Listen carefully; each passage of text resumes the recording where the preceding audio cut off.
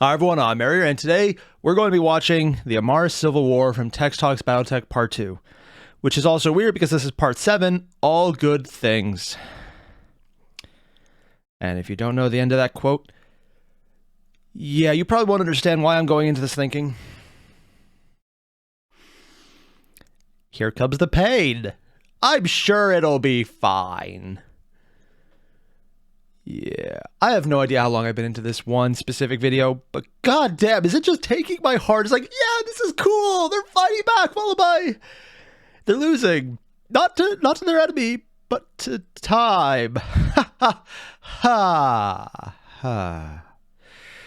It's very bittersweet. On the one hand, they won. On the other hand, just in time to lose everything again. The first half wasn't this bad because you know what was going to happen. He was going to lose. Things were going to get better. And this part's bad because you know what's going to happen. They win. It's still going to get worse. God damn, the series is just an emotional roller coaster. Fuck you. But you being whoever is watching it or knows Battletech lore. Yep. So we're just going to jump right in and suffer horribly while also enjoying it because Text does a good job on that. Crazy, right? Otherwise, you guys know the deal. Link below, original video, hit it up. And when you're done, don't forget to leave a like, comment, subscribe. And if we do happen to finish it today, maybe, we'll see what happens, let me know which video I should go into next. I know that the Exodus comes next, but maybe I should go into the Mackie and just see that now. I don't know. Let's get started. Rather than slam the door shut on all this, I'll tie up a few loose threads, as I'll know you'll want to know. Maybe not all of these threads, because I'd like to leave room for future talks, so let's get down to it. Wait. Jerome. Okay, one, what was that other mech next to the Orion? I thought it was this weird head. It's like, no, wait, that's the Orion's arm over top it. I don't recognize it. Blake agreed to conceal Kerensky's movement and departure in exchange for assistance. In what? Kerensky convinced staying elements of the SLDF to protect the first circuit of SL Comnet, to preserve just a notion of Starleague and the hegemony from the coming storm. And thus Comstar was born because they literally were the SLDF. I mean, people keep saying that. I didn't realize it was also the fighters from the actual Amaris Civil War too. In hindsight, that's probably obvious, but okay, yeah, that actually makes sense. A bastion of the old guard, making sure at least what does it mean the first basics circuit, of Starleague I don't know how HPG survive. works. So the circuit thing is not Blake really sure what took that it is. upon himself to preserve as much technological knowledge as possible with the total collapse of Starleague, and to further that, he knew he had to maintain control of the interstellar communications network he'd spent his life building. By 2785, probably the only thing that actually stays in good shape. The Starleague Department of Communications was renamed to Comstar.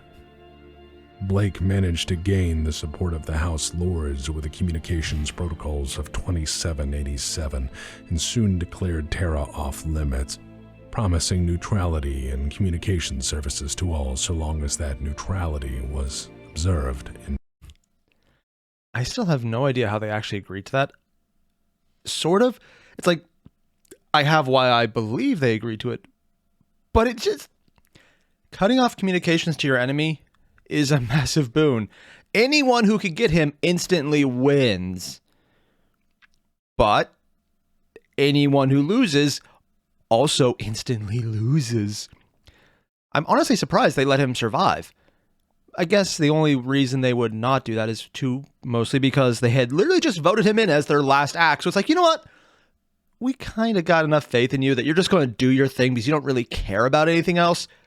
And we don't think you're going to take over because, I mean, dude, as someone has described it in my chat before and in the comments and randomly in a lot of other places, it's actually come up a few times. He has a negative charisma score. They don't think he's going to start an army, which is why Comstar becoming a religious organization based around him is kind of hilarious. And also, yeah, sure, he's so charismatic when he's not the one doing it in person.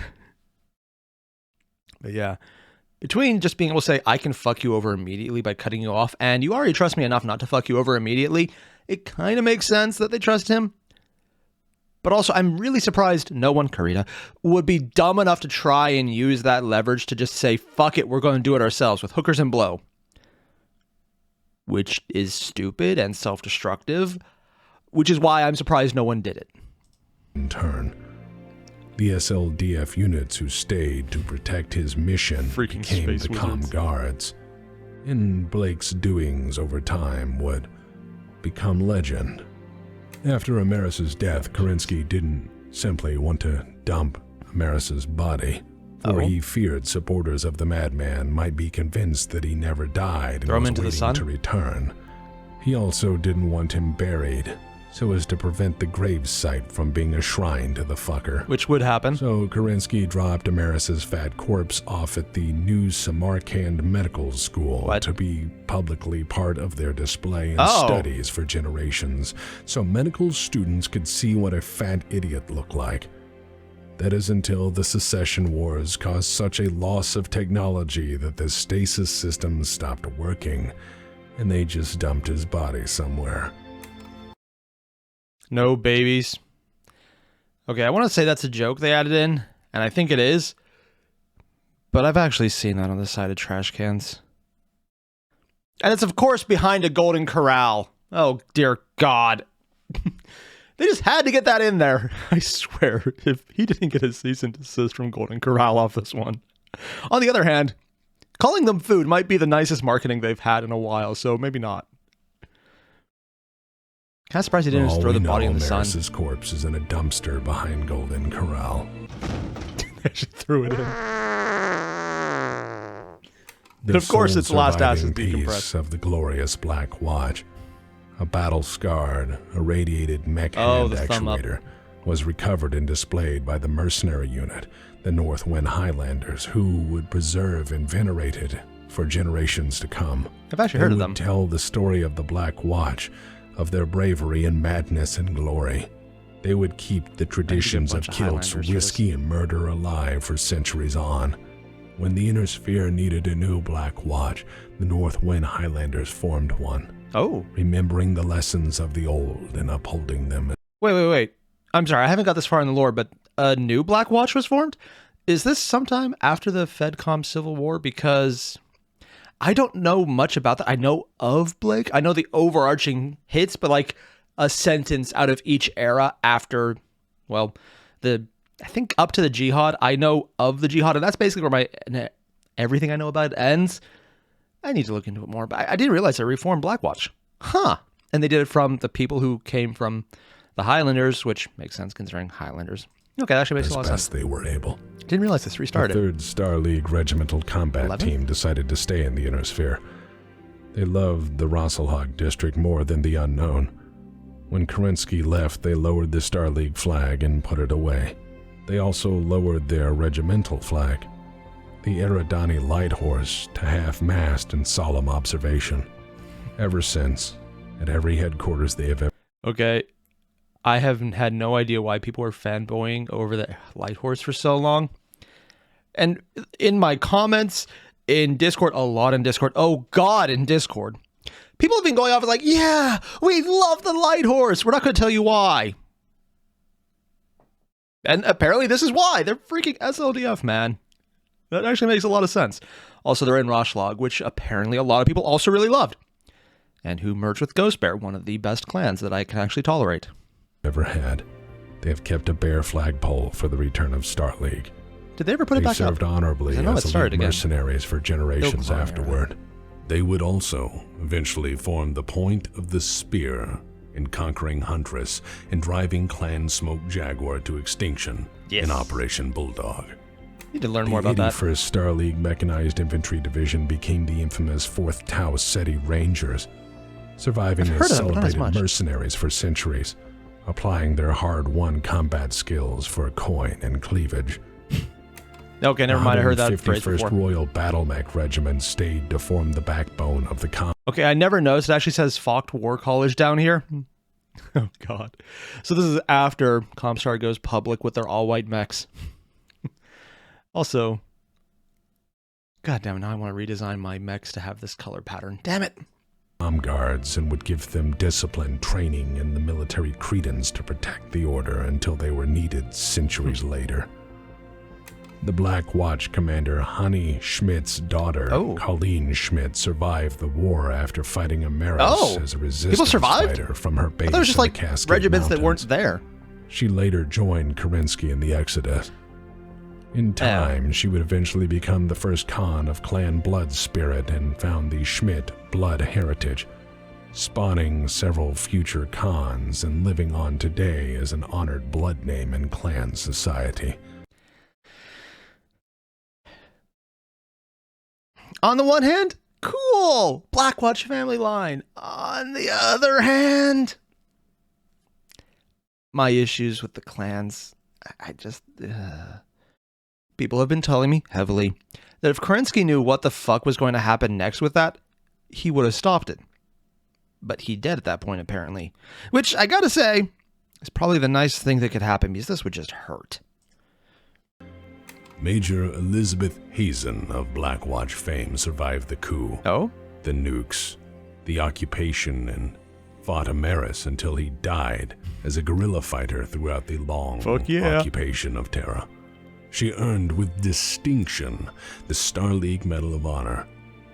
She was, in fact, probably one of the last. Very last person ever awarded that medal before Star League collapsed.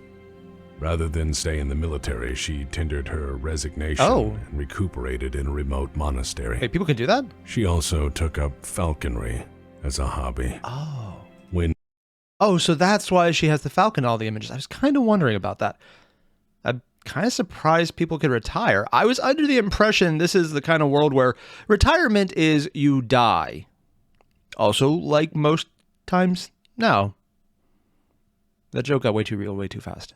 When Kerensky committed to the Exodus, she enlisted and rejoined the SLDF. Okay, never mind. In Exodus, she would become one of the 4 founders of Clan Jade Falcon. Major.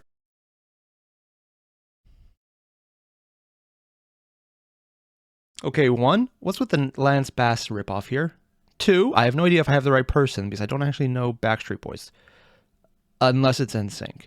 It's one of those 2 interchangeable Backstreet / NSYNC / stereotypical 90s boy band looks.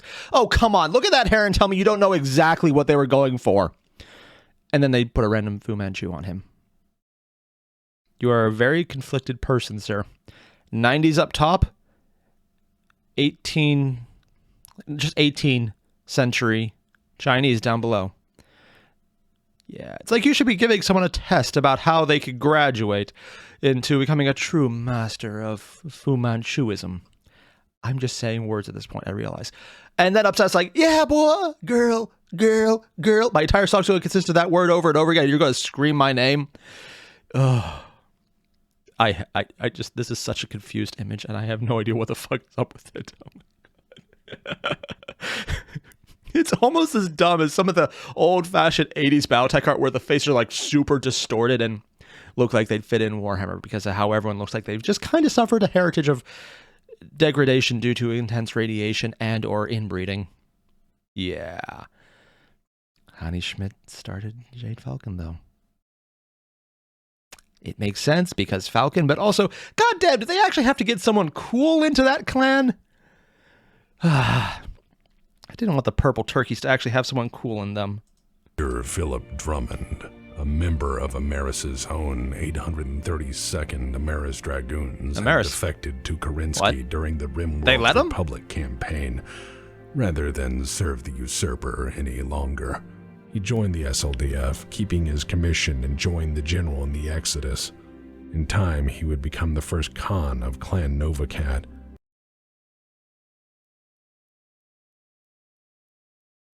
Yeah. Guy joined, became a Khan, all that cool, yeah.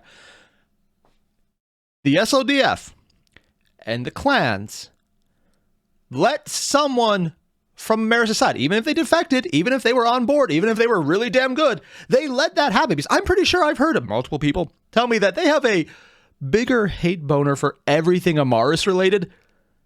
As time goes on, it gets to the point where they invaded, and then they were like, okay, we're going to take over now. Limited warfare is cool. Blitzkrieg, get through it really fast. We're taking over. It's our stuff now. Also, we are going to purge anyone with this genetic heritage, followed by, oh, we're going to ignore the clan where the leader and the Khan that started was kind of technically part of that. We're going to ignore that.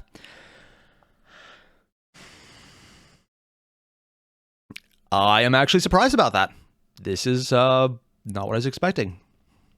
And of note, the only Khan who was at one point Amaris' man. Yeah. Franklin Osis, a tank commander in the SLDF 238th Armored Division, would join the Exodus to become a farmer. Completely tired of conflict, circumstances would change him drastically. And after a span of time, he became first Khan of Clan Smoke Jaguar. And some I know will ask, so let's get to it. What about a farmer? And then, okay, getting it.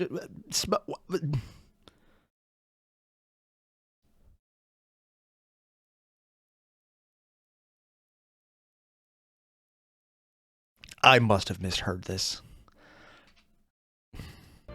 Completely tired of conflict. Yeah? Circumstances would change him drastically.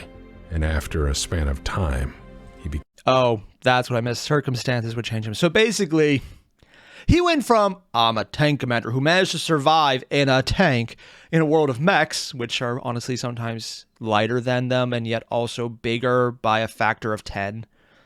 It's kind of bullshit when you really think about it. So don't think about it too hard. And then he got tired of war after a freaking civil war that destroyed the Star League, retired, became a farmer, joined the Exodus as a farmer. And then shit happened, and I became the first Khan of the one clan to be driven to extinction because they are assholes. Also, they overextended, but also that part. Became first Khan of Clan Smoke Jaguar.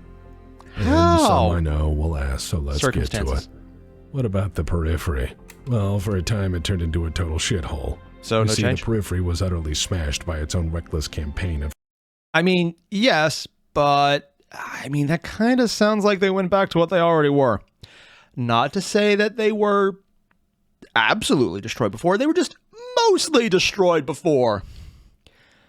Because the SLDF would literally run in there and do to how it was created, brutalize them until they complied, and then they built them back up. But, you know, it sounds like they were kind of already in the shits, so it's just a little worse than they started. Hippity-hoppity, get off my property, I have nuclear weapons style of warfighting. Yeah. And then it emboldened terrorist groups to fight the SLDF, terrorist groups they funded and equipped. Terrorist groups that then refused to listen to the government once the SLDF left. Funny about that. After all, those people felt like they were entitled to a piece of the action. Also, while the SLDF had conquered them in an age of reunification, it had also rebuilt them. No more Star League meant no more reconstruction, and many places more or less collapsed. The RimWorld Republic fell apart or was annexed or one and then the other alternatively. New powers in time rose, but never to the extent of the old periphery's strength. And for a time, the SLDF itself faded into legend, falling into the memory of distant past. And myth, if that. And deep beyond the periphery, General Kerensky made one last broadcast. Oh? It was sent via radio, and would have only reached the Inner Sphere 1,000 years later. Interestingly enough, the Inner Sphere would not have to wait 1,000 years to hear the final words of Kerensky. Okay, two things about this. One, is that actually how long a radio would take to reach there? Two, they are so far above the galactic plane here that's actually a lot farther than they should probably be able to go. Unless the jump capability is less constrained due to lack of solar bodies in the way, in which case I guess it would make sense, but also it wouldn't, because getting around the galaxy would be a lot easier because you just jump out and then jump back in. So never mind, it's probably just something done for artistic representation. Looks cool. Yeah, it's just cool. But to give you an idea, to give you this kind of view of the galaxy, the actual entirety of the hemisphere would be a tiny dot around here. It would be so small it's not worth comparing. And then even with the extended clan area, it still would not be worth noting. Hell, if we were looking at Star Trek worlds, it would still just be a fraction of this, which is still significantly bigger than, well, Battletech's size. They're so far out here that it's farther than they could probably reach in a lifetime. Well, maybe a lifetime, which might actually be, probably possible. I don't want to be surprised if someone else just say, hey, we're going to take it even farther. Here's the ships we took to a different galaxy. We've been doing this way too long. We fucked up. But that'll probably be way in the future. Wondering what will happen whenever that message from Kerensky finally does reach the inner spheres. Or even the clans, and they get to see that message about him and see how far it's gone from reality. I'm sure they have recordings of it somewhere, because I hope they do. But I'm also not entirely sure they would. It was intercepted by Task Force Serpent on their way to destroy Clan Smoke Jaguar. Oh. It was not a bitter message after all he'd been through. Wait, how do they intercept it? Kerensky's last words toward the inner sphere. How do you intercept a radio signal? Of hope. What?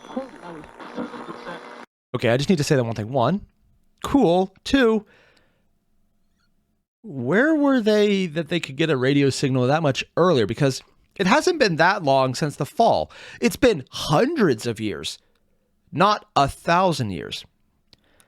Unless they were talking about getting it back to Terra's, where the radio signal would have been found, and not back to the inner sphere outer periphery areas, or even just the periphery itself type interception.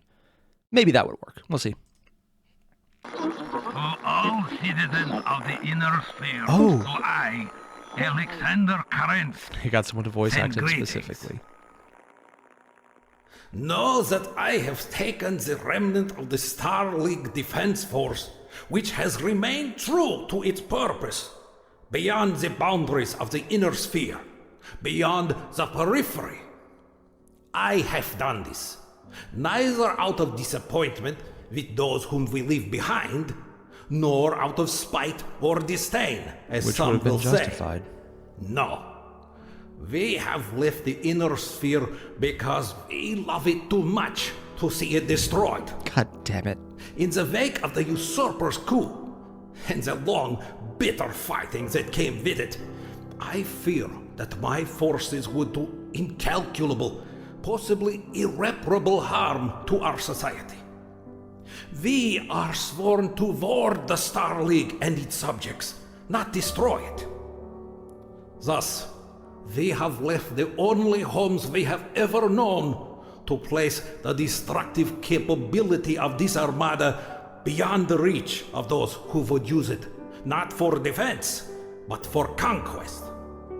God damn it. Perhaps, with the might of our mechs and ships out of reach, the leaders who now grapple with one another will relinquish their dreams of subjugating their neighbors and learn to live in peace with them.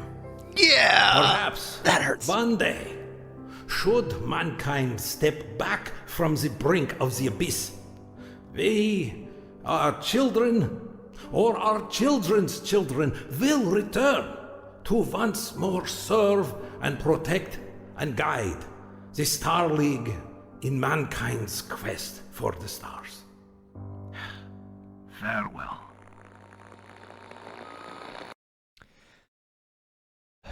That was hard to watch, because it's both kind of beautiful, because this entire time I've been working into the assumption that everything that came next, everything was based on bitterness and anger and rage and just disappointment in humanity, because he knew it would all go bad and nothing good would come of whatever was, well, coming. And then just hearing the message and seeing that it was just built out of knowing that they can do better later, and they'll try and save them from having the worst happen, which would be them getting involved. It was surprisingly hopeful and optimistic. And it was like, that's... I thought he would be a broken old man at this point, and he really wasn't. It's just nice finding that he got that little bit of peace to give this message. And even despite all the horrible things, he could still be hopeful. And that's really damn cool. I love that he got that. It's disappointing as fuck because of my general disappointment in the clans being they did everything he said that he didn't want. Not all of the clans. The vast majority didn't do the stupid. But the entire clan invasion was basically a case of, hey, you know that thing that Kerensky liked and, you know, we probably shouldn't do? Let's fucking take over with mechs and guns and blood and murder. Yeah. I have issues with the clans, which also makes it weird that some of them are my favorites. It's a very disturbing relationship. I don't get how it's become the thing, but I apparently really like the clans, but also hate clan society. Yeah. And just talking about how they put down the sword and they would have the houses stop acting like dickheads. I mean, technically after the fourth one, it was better because they couldn't shoot each other as much because most things were destroyed and still destroyed, and then they just start up other wars. Ugh, God, yeah. It's hopeful but depressing knowing what's going to happen. Final thoughts. And on that note, I think I'll wrap this up. So again, thank you for tuning in.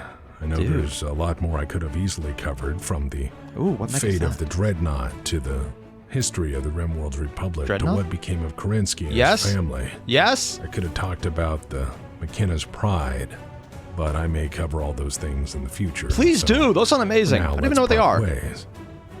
I just want to say, the fuck is thank you for your support. What is that? Is Keep that in mind, this channel is entirely supported by viewers like you who have opted to give a shit.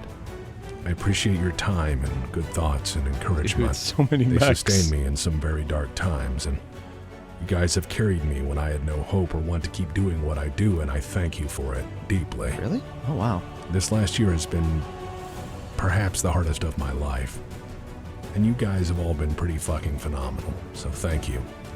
And, well, Tech's being awesome. On a more positive note, things aren't so bad for us mech fans. We're probably gonna get a lot more people interested in this wonderful setting, thanks to Mechwarrior 5 coming out, and... Wait, there's a film? Oh, fuck. Epic Game Store. Refund o'clock it is. Oh, I heard about this one, yeah. At least some people's hearts are in the right place, right? Ooh. So look. Funny thing about that.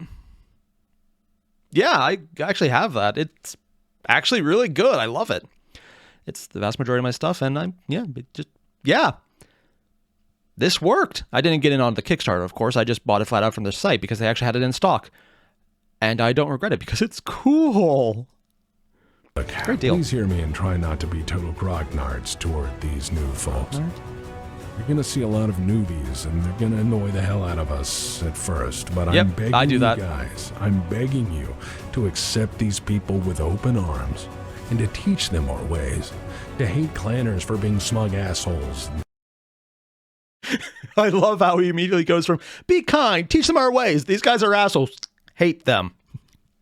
He's not wrong, but also, this is just an outsider's perspective on this one because I am very much a newbie to Battletech. I don't get why he has to say this because every single time I've gotten into Battletech, people have been, one, very talkative, and they'll go into huge, massive walls of text, which thankfully a lot of them do break up so it's actually readable, into what's going on to explain in extensive detail. And they do it in a polite and informative way without being an asshole on the internet. Think about what I just said. They were not an asshole on the internet.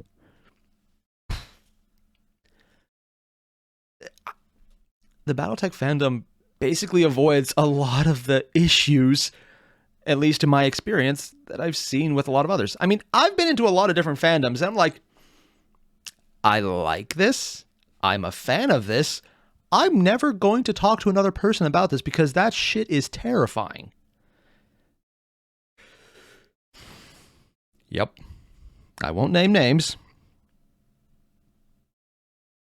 And honestly, 40K wasn't even the worst one. It had moments, but it wasn't the worst one. But there were a few where I'm just going to drop that entire line of thinking because it actually causes me physical pain. But yeah, no, Battletech's always been above board, and I've never seen anyone really be an ass about it. To trust Capellans and laugh at Kurita and love trash cans. Yeah. Teach them the story. I can bring more of one of them in a lance. I'd bring a whole bunch. Teach them the joys and sorrows of this great setting. And lastly, why you should always pay your bills, fucko. Be good, Mechwarriors. Calm Star. and teach a new generation the joy of what we have. I think we'll be able to make the Still world want to figure out what a that little mech bit is with better if the we try. head helmet. Or just rack them on tabletop and say, welcome aboard, fucko. Yeah, that too. Anyways, I haven't done that yet, but I'm going to do it later. Scum. Actually, by I the time this am video the comes out, I Khan should of watch it. Smoke Jaguar. You have made a mockery of our ways through Wait, the what? use of Smoke Jaguar. Attention, free birth scum. I am the Khan of Smoke Jaguar. You have made Are they already a gone? mockery of our ways through the use of your weapon known as humor for far too. Okay, I know that the running gag here is every time they go to the screen, the world around it gets even more built up, but somehow that damn screen is just getting a little soot-stained, like blaster-pocked, but nothing breaks it. Whoever built that, pretty damn good job. And I'm going with the joke here is the Smoke Jaguars are too late, everyone already left. No. genetically engineered losers who don't understand good jokes say, what? What? Well, while he's thinking about that, class dismissed. Those mercs we hired ought to tie him up. All right, boys and girls, to the dropship. You cannot flee my wrath. I will leave you. No, you And aren't. he's leaving. This is They actually have a ridiculous. drop I leaving. promised it would stay this time. This time? You've done this before? Sayonara, you motherfuckers!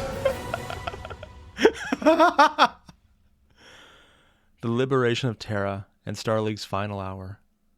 I like how the subtitle is only at the end. Dare to refuse my bajol? How do you say that? Hey folks, Bachal? welcome to Uncle Bucky's Urban Mech Emporium, your one-stop shop for urban mechs and urban mech parts. It's a Located farmer's on Van Zant, 2 miles west of the spaceport by the Golden Corral. Pull Oh up, my God, it's get the yourself Amaris a mile Urbies. of grits, and then waddle on over to Uncle Bucky's Urban Mech Emporium, home of the all-you-can-drink water fountain, free balloons for kids, and sick deals. I'm Uncle Bucky, and let me tell you, I got an urban mech for everybody.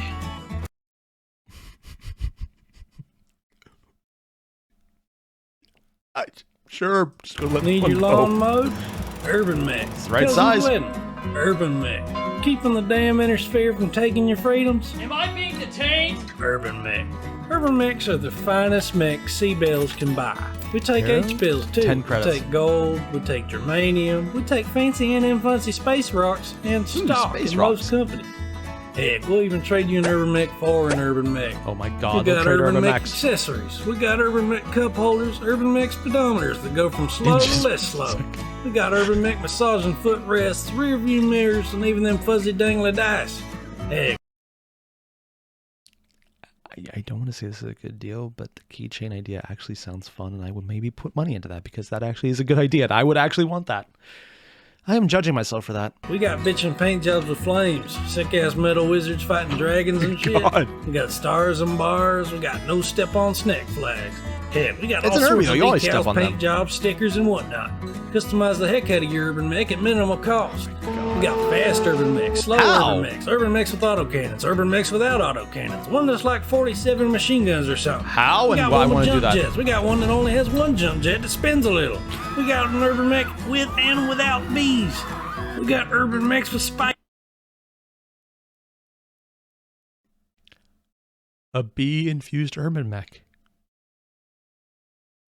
That sounds horrible. Like, I don't even like thinking about it. Spiky bits, This sharp hurts. bits, angry bits. Heck, we even got one with a nuke. Hey, check out this. That's the thing I've been told, yeah. Hey, my name's not important, and I'm here to tell you What? about the Periphery's greatest auto mall of bargains. Come on down to Star League Auto. That's right, we got cars Auto. dating all the way back to Star League. Who gives a shit if they're 250 or whatever years old? That's some prime age vintage auto for any auto enthusiast. Look at this here Bull Lane Military Products Rotunda at a Gonna be completely honest. Everything he just said. I know the joke is he's a sleazy car salesman, but if he even has one that actually is that old that can still run, I have an entire family of gearheads. The older a car gets, the more they want it. This guy could legitimately just say, I've got old cars, they run, and people would throw money at him to an absurd degree. He would probably need to hire the mechs to keep other people from running over the cars he's selling because they're trying to get a piece of it. And if that sounds obsessive and crazy and slightly destructive, that's wrong. It's very destructive, not slightly.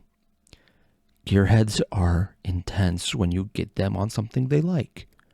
Don't do that.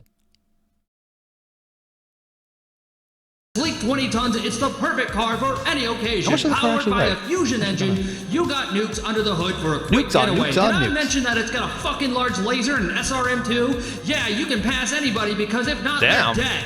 They're dead. It's great. I mean, that And does sound like nobody's gonna tow Starlink your tech. car because it weighs 20 tons. Find me a city parking attendant that's going to tow a nuclear engineered 20-ton car. Also, as a In bonus, New York, they'll it's find got a way. 4 doors for more Let's put whores. food on the Located foot. on Van Zandt, 2 miles down from the old spaceport We're across randomly from Uncle Bucky's, loading- and it's got a goddamn okay. nuke.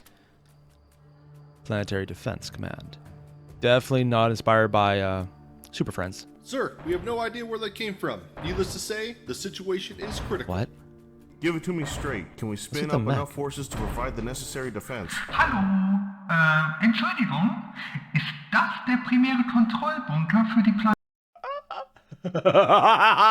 It's the Steiner Scout Squad! I am way too happy to see this. Also because I might be emulating this in the Battletech game from Hairbrained Schemes. Because I can. I just need more atlases to make it up. planetäre Verteidigung? Also, I've been told this is an actual German speaker saying that. Next week on The Adventures of Steiner Scout Squad.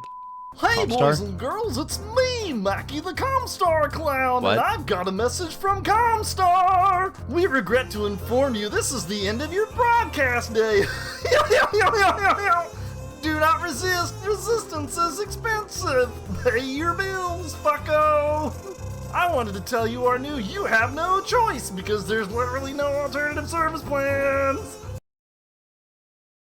Tex.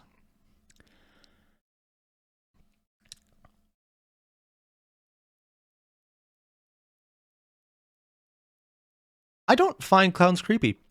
I don't find them particularly funny, but they don't creep me out. Until now. Hell, even the crazy ass shit like putting a guy over your shoulder in the background or the gun being pulled to the head also in the background, they're not nearly as creepy as this. No.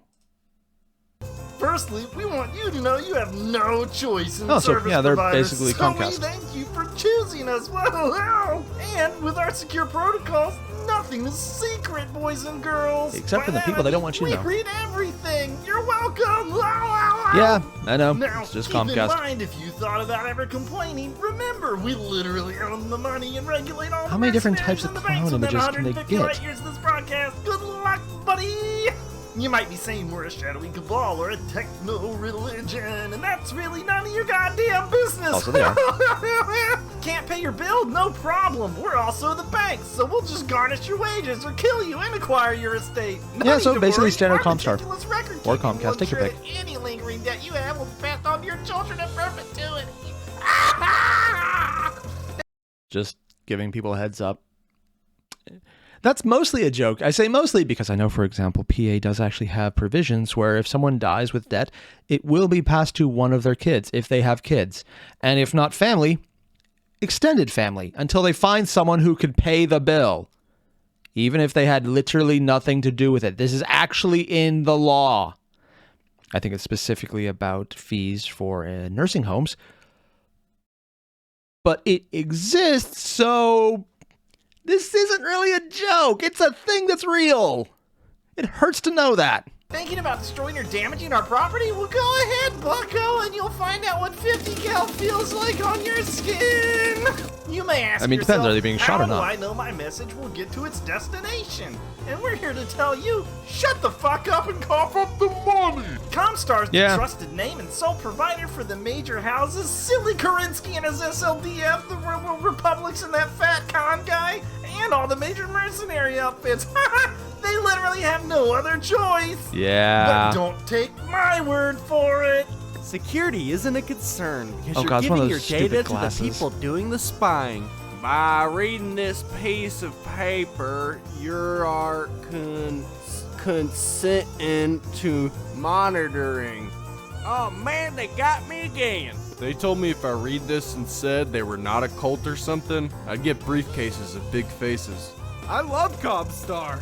They never threatened my family exactly 6 times last year. It only took 6 years for my message to arrive, and when I complained, they only broke my feet. I think that's fair because I got a partial refund. Wait, they actually gave a refund? I was gonna make a joke about how standard Comstar being horrible assholes that can do whatever they want. Also, they actually gave a refund. Shit! Joking aside, Comstar is now better than Comcast. They're actually gonna do something. It was a coupon for, like, 2 corn dogs. Still more than you'll ever get anywhere else. White ships while I was out. Well, he did. They told me they knew I was up to something and they put me in space jail. Better than regular jail. When you think we're watching, we are. Oh. The fuck? 64K RAM. Oh god, that is so old. Commodore 64 Basic V2. Load Kerensky Blues. .mp3. I've heard this is actually a song too that they recorded. 2 old friends, never seen again. What?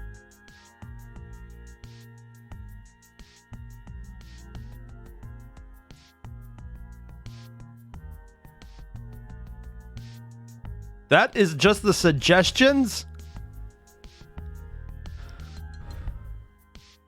And that was the entirety of the Amaris Civil War, the collapse of Star League, Part 2. God damn, Tex.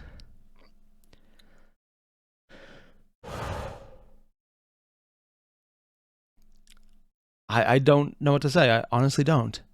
This was great, and I loved it. And even though the ending was massively bittersweet, and you knew it had to be. You knew it had to be. Everyone knew. You still managed to surprise me with the message from Kerensky, which I did not know about, and how it was actually hopeful despite all of that. And it's still... I wasn't expecting that. So having that little bit of lore, that little bit of information... It reframed a lot of my fears about this, and it is, as much as I thought this would be a broken man, I'm just really glad to see Kerensky could pull off what he's doing and still be the white knight he kind of always tried to be, and why he was so awesome. Because he was a genuinely good person in a world where no one's really that good. And there's a lot of assholes, but just he's probably the best damn person Battletech ever had. Because he actually tried to be a good person. And succeeded more often than not. And he can even remain hopeful. At the end, when everything had gone to shit, he could still be himself. And that's just... God damn, that was good. I actually don't even know what I'm going to be doing next after this. It's definitely going to be more text, but according to the playlist, it's going to be the Exodus to Elementals. Oh, there's a couple parts on it, and they're long as well. Oh my. So I'll just take this one right now. Should I do that one? Should I jump ahead to the Mackie? Or... I don't know. I was going to leave this one up to you guys. Tell me what you want to see next, because there's so much I want to see. And even though there's not many videos left, they're just text size. And I'm looking forward to this so much. But right now, I'm just going to just go. I'm just going to go and probably play Battletech. Because it's a fun game. I'm addicted. I am massively addicted. I need to figure out what to do with my king crab. Because I don't have any of the guns it would actually require. I need to work on that. Yeah.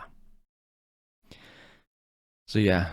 Thanks for watching, everyone. This was one hell of a journey just through this freaking episode. But I'm glad we did it. Thanks for watching. I'll see you guys the next. Go hit up Tex. Tell him he's awesome. And I'll see you guys later. Adios.